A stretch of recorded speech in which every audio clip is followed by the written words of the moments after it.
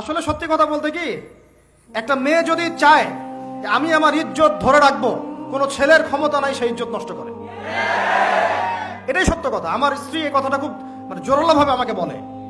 আমি যখন রাস্তায় হাঁটবো, আমি যদি চাই তাহলে কোনো ছেলে আমার কাছে ঘেঁষতে পারবে না। আমি সুযোগ দিলে তখন ঘেঁষতে পারবে। একটা মেয়ে যদি চায় যে একটা ছেলে আমার সাথে ইটিস পিটিস করুক, সে ছেলে করবেই করবে। একটা মেয়ে যদি চায় যে একটা ছেলে আমার পর্যন্ত আসতে পারবে না, আমি আমার ব্যক্তিত্ব গায়রত বজায় রাখবো, আমি ডিস্টেন্স মেনটেন করবো, আমি কোনো সুযোগ দিব না, ছেলে সুযোগ পাবে না কখনো। এত সহজ না। সর্বোচ্চ তখন কি করতে পারে, ধরে 10 জন মিলে ধরে ওকে জোর করে তার সাথে কিছু করতে পারে। ওরকম কিছু করলে তো আল্লাহর গজব নেমে আসবে। ওই যে সারা আলাইহিস সালামকে তুলে নিয়ে গিয়েছিলেন একটা বাদশা, মনে নেই আপনাদের? সারা আলাইহিস সালামকে একটা বাদশা এরকম উঠাই নিয়ে আসছে। আর সারা আলাইহিস সালাম সবচেয়ে সুন্দরী মেয়েদের একজন ছিলেন পৃথিবীর ইতিহাসে, ইব্রাহিম আলাইহিস সালামের স্ত্রী। তখন তিনি হাত বাড়াচ্ছে তার দিকে ধরার জন্য। আর সারা আলাইহিস সালাম তখন বলছে, দাঁড়ান, আমাকে 2 রাকাত নামাজ পড়তে দেন। 2 রাকাত নামাজ পড়ে তিনি আল্লাহর কাছে হাত তুলে বলেন, আল্লাহ, তুমি জানো আমি আমার সতীত্ব, আমার ইজ্জত, আমার সম্মান আমার স্বামী ছাড়া আর কারোর সামনে কখনো প্রদর্শন করি নাই। আজকে এই জালেমের হাত থেকে আল্লাহ তুমি আমাকে বাঁচাও। ওইদিকে ইব্রাহিম আলাইহিস সালাম নামাজে দাঁড়িয়ে গেছেন। ওই জালেম বাদশা যখনই হাত বাড়ায়, হাত অবশ হয়ে যায়, মাথা ঘুরে পড়ে যায়। 3বার 4বার চেষ্টা করেছে, তারপর পারে নাই। শেষে বলেছে, তোমরা আমার কাছে কাকে নিয়ে আসছো, নিয়ে যাও এটা আমার সামনে থেকে। পরে উল্টা হাজারা আলাইহিস সালামকে হাদিয়া সহ দিয়ে পাঠিয়ে দিচ্ছে।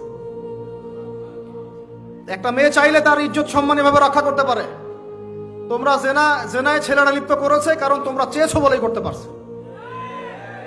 তুমি ফিতনা না ছড়াতা, তুমি বেহায়ের মতো বাইরে বের না হতা, তুমি তোমার চুল খোলা না রাখতা, তুমি তোমার পোশাক ঠিক রাখতা, তোমার কথা ঠিক রাখতা, তোমার কথার মধ্যে শক্তি রাখতা, মিষ্টি মিষ্টি প্রলোভন দিতা না, বাইকের পিছনে বসতা না, চটপটি ফুচকা খাইতা না, এখানে ওখানে আড্ডা মারতা না, কোনো ছেলে তোমার কাছে আসতে পারতো না।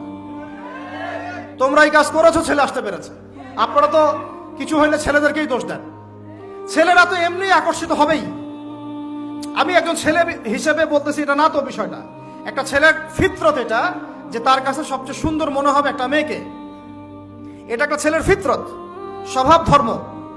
এটা চুম্বকের মতো আকর্ষণ করবে।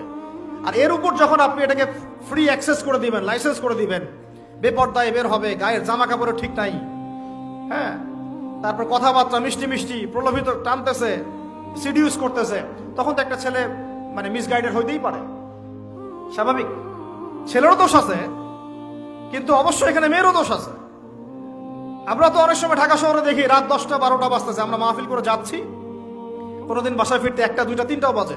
রাত 3টার সময় ছেলে মেয়ে বাইকে করে ঘুরতেছে ঢাকা শহরে। ওই মেয়েটার কি বাসায় বাবা নাই, ভাই নাই, কোনো স্বামী বা কেউ নাই, মাহারাম কেউ নাই? তো আমরা সুযোগ দিচ্ছি বলেই তো আমাদের ঘর পর্যন্ত ঢুকতে পারছে। সবার আগে মেয়েদেরকে শক্ত হইতে হবে। আর মেয়ের বাবা যারা, আমি তো নিজেও মেয়ের বাবা, আমরা বাচ্চাদের সাথে সময় কাটাই আর ভাবি যা কি যে হবে ভবিষ্যতে আল্লাহ ভালো জানেন। কিভাবে মেয়েকে মানুষ করব, কিভাবে সতীত্ব রক্ষা করবে আমাদের মেয়েরা। যা চলতেছে অনেক মাদ্রাসার মেয়ে পর্যন্ত নষ্ট হয়ে গেছে। আপনারা জানেন না তো, আমরা জানি কথা। মাদ্রাসায় পড়ুয়া বহু মেয়ে নষ্ট হয়ে গেছে। যতদিন পর্যন্ত এদের হাতে মোবাইল ফোন ছিল না, ইজ্জত ঠিক ছিল। মোবাইল ফোনটা যখনই ঢুকেছে, ইজ্জত নষ্ট হয়ে গেছে বহু মেয়ের। আমি এরকম জানি, বলতে চাচ্ছি না। যাই হোক, ওই জায়গায় আসেন, ওই ছেলেটা তখন 100 স্বর্ণমুদ্রা অর্জন করেছে, কষ্ট করে আর্ন করেছে। যে আপনাদেরকে বলে যে নিজের পায়ে দাঁড়াও, তারপরে তোমার সাথে রাজি। সে অনেক কষ্ট করে 100 স্বর্ণমুদ্রা অর্জন করে মেয়ের কাছে গিয়েছে। চাচাতো বোনকে বলেছে যে স্বর্ণমুদ্রা নাও, এখন বলো তুমি রাজি না। সে মেয়ে বলছে হ্যাঁ ঠিক আছে। তো এখন দুজনের মধ্যে যা হওয়ার তাই হচ্ছে। অ্যাডাল্ট আপনারা সবাই বুঝেন। কিন্তু এখন মূল যে কাজটা, স্বামী স্ত্রীর যে মূল মিলন, এই মিলনটা করার জন্য সেই ছেলেটা বসছে।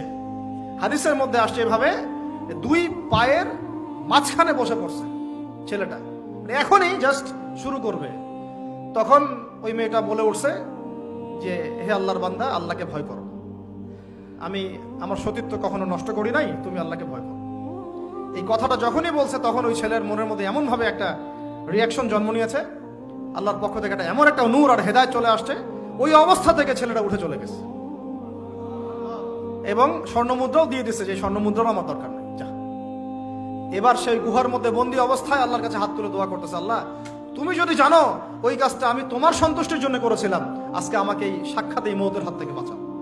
সাথে সাথে এই পাথর সরে গেছে। এই হাদিসটা আমি এই কারণে বললাম, যদি আপনি আমি জেনা থেকে বেঁচে থাকতে পারি, ইনশাআল্লাহ তাআলা আল্লাহ পাক সাক্ষাৎ মৃত্যুর মতো এই আযাব থেকেও, বিপদ থেকেও আল্লাহ বাঁচাতে পারে।